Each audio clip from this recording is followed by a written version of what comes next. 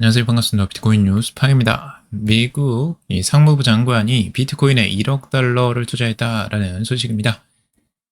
1억 달러는 약 1390억 원에 해당되는 금액인데요. 상당한 양의 금액을 비트코인에 투자를 했다라는 내용 자세히 한번 살펴보도록 하겠습니다. 도움이 되신다면 좋아요, 구독, 댓글, 알림 설정하셔서 최대한 빠르게 정보 받아보시길 바라겠습니다. 자, 미국의 이제 상무부 장관인데 최근에 이제 트럼프 정부에서 올해 임명이 된 사람이에요. 그래서 하워드 러트닉 미 상무부 장관인데 이 사람이 지금 비트코인 펀드에 투자한 사실이 드러났다라고 지금 언급이 되고 있어요. 자, 미국 증권거래위원회 자료에 따르면 러트닉 장관이 운영하는 이 캔터 피츠제럴드는 비트코인 펀드와 AMD, 테슬라, 알리바바, 로빈후드 등의 주식에 투자를 했다라고 하고 있어요. 특히 비트코인 펀드 투자 규모만 약 1억 2,070만 달러, 로빈후드에는 1억 1,680만 달러가 투입이 됐다라고 하고 있어요. 여기는 이제 비트코인과 이 암호화폐 관련된 주식에 투자를 한 거고, 로빈후드는. 그리고 이제 비트코인 펀드에다가 다시 또 1억 2천만 달러 정도를 투자를 한 거예요. 이거 상당량의 투자를 한 거죠, 지금 캔터 피츠제럴드에서. 근데 이제 캔터 피츠제럴드라는 이제 회사가 이제 어느 회사고, 그리고 이제 하워드 로트닉이라는 사람이 이제 누군가가 이제 여기서 중요하죠. 하워드 로트닉이라는 사람은 미국의 이제 상무부 장관인데, 이 캔터 피츠제럴드의 이제 사장이 되어서 미국의 이제 억만장자 사업가로 이름이 알려져 있어요. 도널드 트럼프 미국 대통령의 오랜 친구로 알려져 있죠. 그래서 이제 상무부 장관이 된 것도 있어요. 엄청난 인맥이죠. 자, 그래서 이제 이번에 이제 미국의 상무부 장관이 된 건 그 친분이 굉장히 크게 작용을 한 것으로 보여지고, 지금 이 사람이 이제 운영하는 이제 캔터 피츠제럴드라는 게 이제 중요해요. 캔터 피츠제럴드는 실제적으로 이 하워드 로트닉이 이제 사장으로서 재직을 했다가 이번에 이제 아들이 그 부분을 이어받아서 운영을 하고 있는 것으로 보여지고요. 미국 이제 금융 서비스 기업 캔터 피츠제럴드가 결국에는 이제 비트코인과 암호화폐 사업에 굉장히 직접적으로 많이 뛰어들고 있어요. 그래서 지금 이제 35억 달러 상당의 비트코인을 매입하는 대규모 거래를 추진하고 있다라고 여기서 이야기를 하고 있죠. 여기서는 이제 미국 상무부 장관 하워드 러트닉의 아들 이 브랜드 러트닉이 이제 자신의 회사 캔터 피츠제럴드를 통해 비트코인 매입 거래를 성사시키기 위해 최종 조율에 나섰다라고 이야기를 하고 있죠. 그러니까 지금 이제 트럼프랑 똑같아요. 트럼프랑 친구라고 했잖아요. 트럼프도 똑같이 자신이 이제 대통령이다 보니까 그 사업적인 부분을 직접적으로 운영을 하지 않고 이제 아들들에게 대부분 이제 그 아들의 명의로 대부분은 많이들 하고 있어요. 그래서 이번에도 이제 그런 사업들을 진행을 하고 있는데 캔터 피츠제럴드도 이제 똑같은 거예요. 그러니까 이 하워드 로트닉의 아들이 브랜드 로트닉이 이제 그걸 이어받아서 그 사업을 진행하고 있는 거고 그 비트코인 매입 거래를 이제 직접적으로 지금 하고 있는 거죠.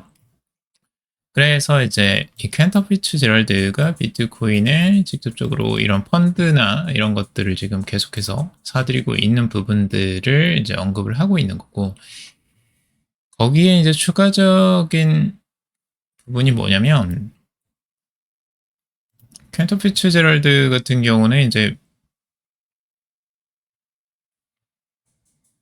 사업을 추가적으로 이제 비트코인 대출 프로그램들도 이제 하고 있어요. 지금 2024년도에 지금 발표된 건데 이미 비트코인 대출 사업 20억 달러 규모의 대출로 이제 시작을 할 것이다 라고 해서 비트코인에 관한 굉장히 이제 긍정적인 입장에 있는 사람이다라고 보면 돼요. 그러니까 이미 비트코인 투자를 이미 그 전부터 굉장히 많이 했었던 거고 그리고 캔터 피츠제럴드에서 이제 주요적으로 한 거 가장 큰 이슈가 됐던 거는 이제 21이죠. 이거 보시면 이제 예전에 테더와 비트파이넥스, 소프트뱅크가 이제 비트코인 중심 상장사인 21을 출범을 했습니다. 기업 가치 36억 달러 규모의 대규모 합작사를 이제 추진을 했던 거고, 이것도 여러 번 제가 전달을 해드렸었죠. 이들은 총 42,000 비트코인을 초기 자산으로 투입해서 비트코인을 위한 기업을 이제 지향하고 있죠. 그래서 이 기업은 이미 이제 비트코인을 계속해서 축적해 나가고 있어요. 그래서 지금 캔터 피츠제럴드는 이 기업까지도 같이 지금 추진을 하고 있는 거고요. 그 사업을 비트코인과 굉장히 많이 확장을 하고 있는 기업이다라고 보시면 돼요. 그러니까 이게 지금 나온 사실이 아니고 예전부터 지금 이제 사업을 했던 부분에 이야기를 하고 있는 겁니다. 그러니까 비트코인에 원래 이제 진심으로 투자를 했던 사람이에요. 그러니까 지금 현재 이제 자리 때문에 이게 이해관계 이제 충돌이 있다, 이해 충돌이 있다라고 이야기를 하고 있는 거고요. 그래서 이제 아들한테 대부분 이제 정권을 넘겨주려고 지금 하는 거죠.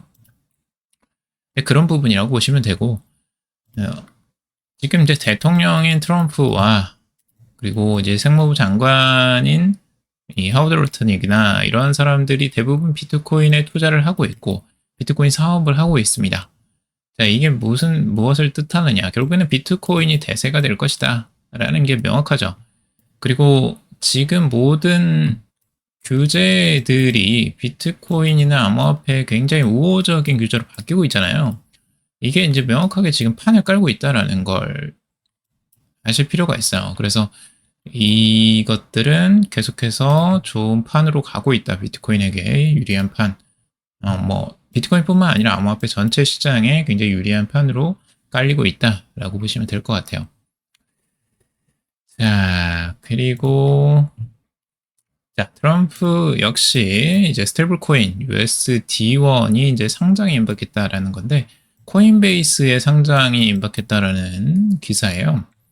지금 이제 바이낸스에는 이미 이 트럼프가 발행한 이 스테이블 코인 USDT1이 이미 상장이 돼서 거래가 되고 있고요.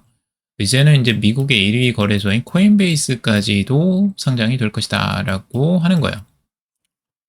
최근 2억 5천만 달러를 추가 발행했고 총 구매량 2억 24억 달러로 늘렸다라고 하고 있어요. 여기에도 이제 여러 가지 이 썰들이 많은데 결국엔 이제 트럼프가 하기 때문에 이런 효과들이 발휘가 되는 것으로 지금 보여지고 있고요. 결국에는 스테이블 코인 시장까지도 트럼프가 지금 다 장악하려고 하고 있다라고 보시면 될 것 같아요. 자, 중국에서도 위안화 코인을 허용한다라는 내용입니다. 자, 우리나라에서 스테이블 코인, 원화 스테이블 코인 발행한다고 하니까 그거 발행해서 사용할 것도 없고 쓸 데도 없다라고 그렇게 말을 했는데 이미 중국이나 일본은 그걸 직접적으로 추진하고 있어요.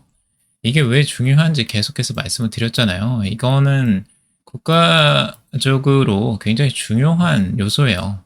자국의 화폐를 이제 스테이블 코인으로 발행하는 건 이제 대세가 돼버렸어요. 이걸 이제 오히려 한국이 늦어버리는 요런 상황까지 와버렸죠. 계속 이제 논쟁만 계속하고 있다가 시간만 계속해서 흘러가는 요런 상황이 돼버렸습니다.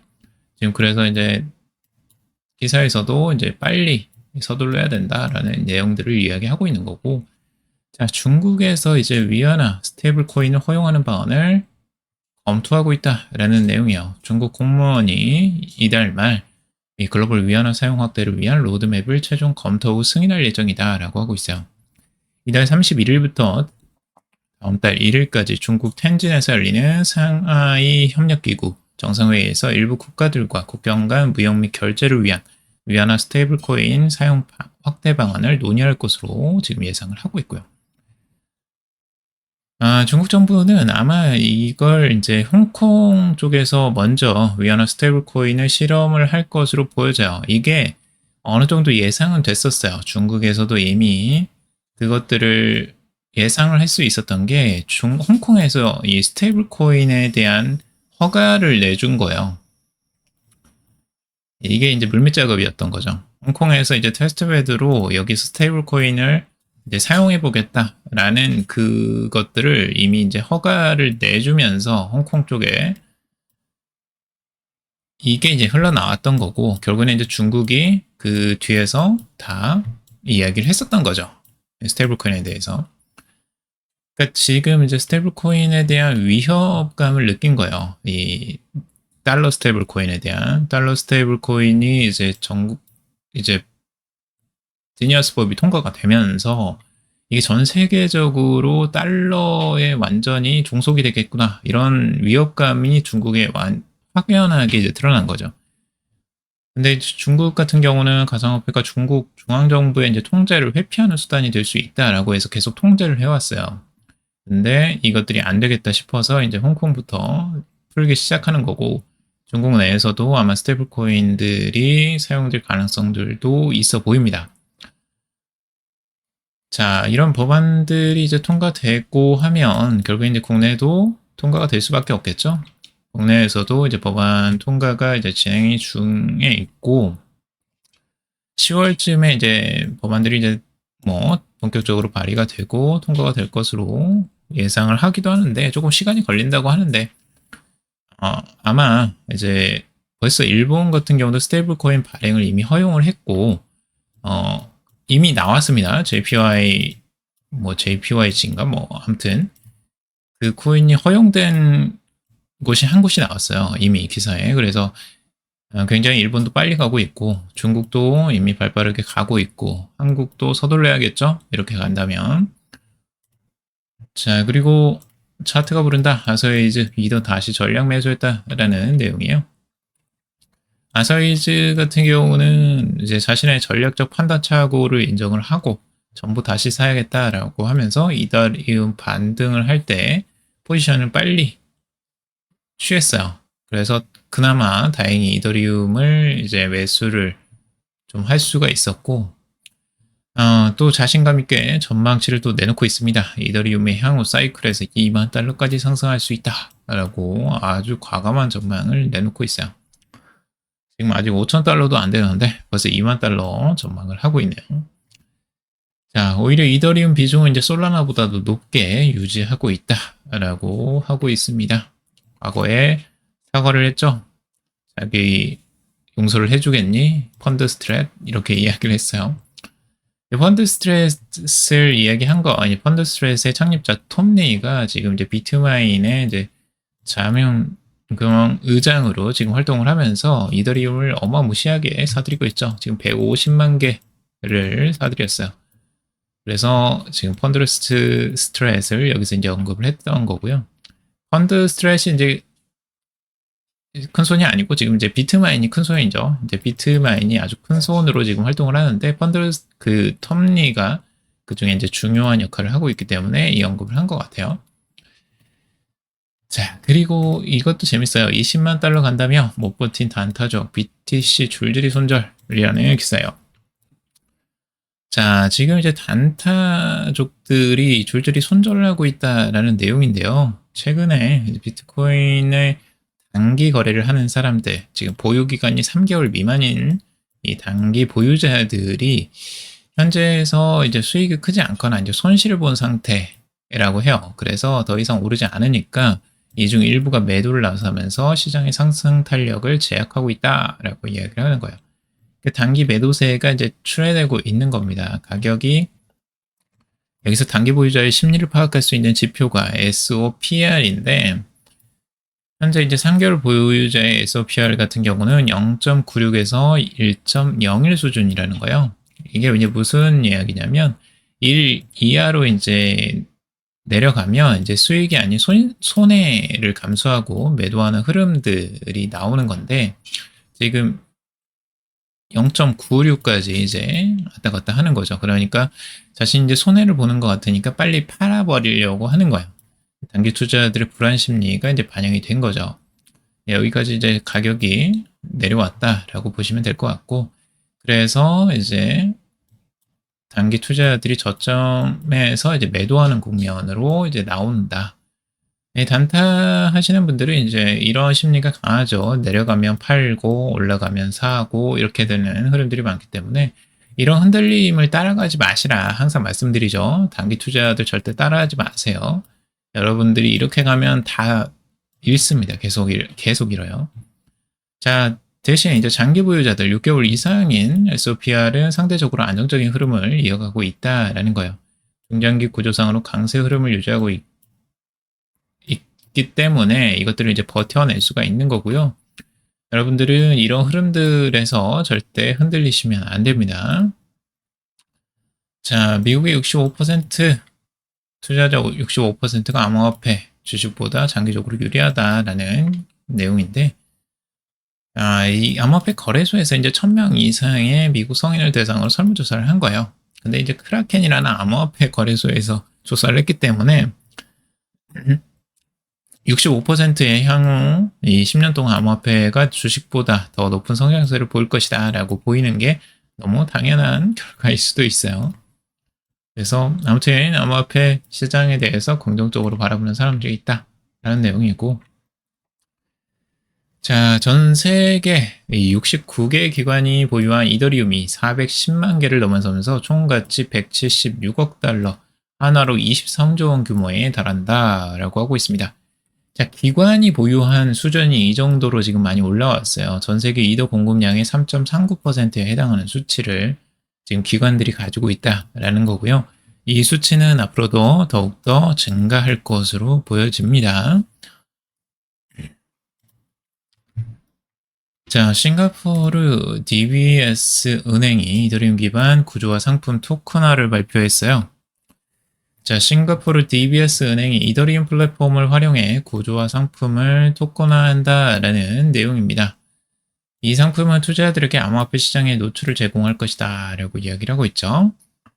이게 이제 구조화 상품이라는 게 이제 채권 및 파생 상품 계약을 결합해 주식, 원자재 등 다양한 자산에 접근할 수 있도록 하는 금융상품으로 기본 자산에 연계되어 정기적인 수익을 투자자에게 제공한다라고 하고 있어요. 기본 자산이 암호화폐로 지금 설정되어 있다. 암호화폐로 연동이 된 거예요, 지금. 그래서 이것도 이제 중요한 부분이고, 암호화폐랑 연계된 상품이다라고 하는 거. 그리고 이더리움 플랫폼을 활용했다라는 것도 중요해요. 그러니까 이더리움이 얼마나 지금 이제 많이 활용이 되는지를 여기에서 보여주고 있는 거죠. 그래서 여러분들은 이더리움이 계속해서 앞으로 활성화될 것들도 고려를 해봐야 됩니다. 자, 그리고 아시아 부자들이 왜 암호화폐에 몰리고 있을까라는 거예요. 아시아의 이제 초부유층이 암호화폐 시장으로 몰려들고 있다라는 내용입니다. 이 넥스트젠 디지털 벤처 창업자 제이슨 황은 불과 몇 달 만에 1억 달러 이상을 모집했다라고 하고 있어요. 지금 이 암호화폐 기조가 지금 중국도 바뀌고 있잖아요. 지금 위안화, 디지털 화폐, 그러니까 스테이블 코인까지도 발행을 염두에 두고 있는 상황이기 때문에 지금 완전하게 판이 바뀌고 있어요. 그래서 중국 자본이 이제 들어온다. 엄청난 자본이죠.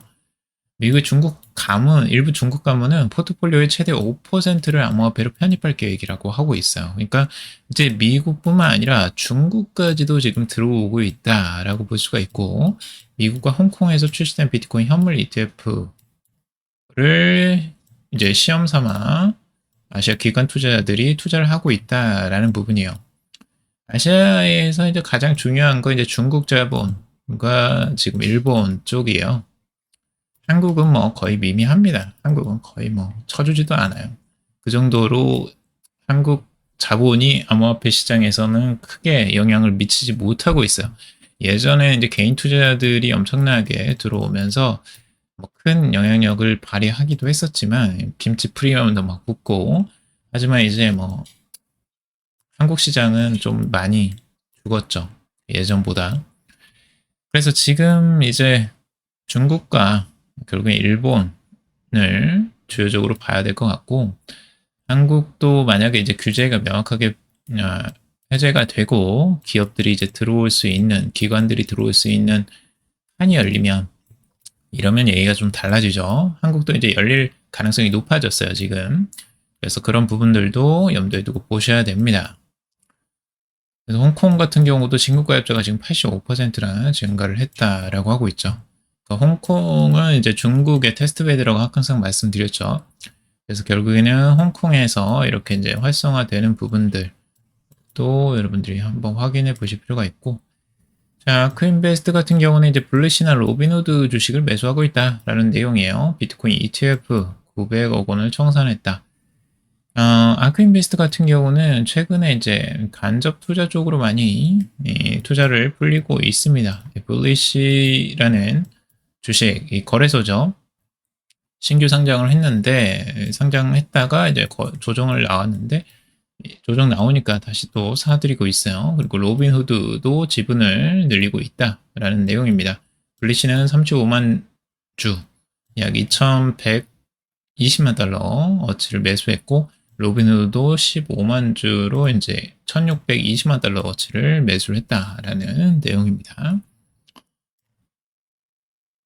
자, 오늘 여기까지 정리해봤습니다. 여러분들 도움이 되셨길 바라고요. 도움이 되셨다면 좋아요, 구독, 댓글, 알림 설정하셔서 최대한 빠르게 정보 받아보시길 바라겠습니다. 투자에 관련된 정보들 참고사항일 뿐이고 조언이 아니니 투자하실 때 여러분들 스스로 꼭 판단하시고 결정하시길 바라겠습니다. 방송 들어주셔서 감사합니다.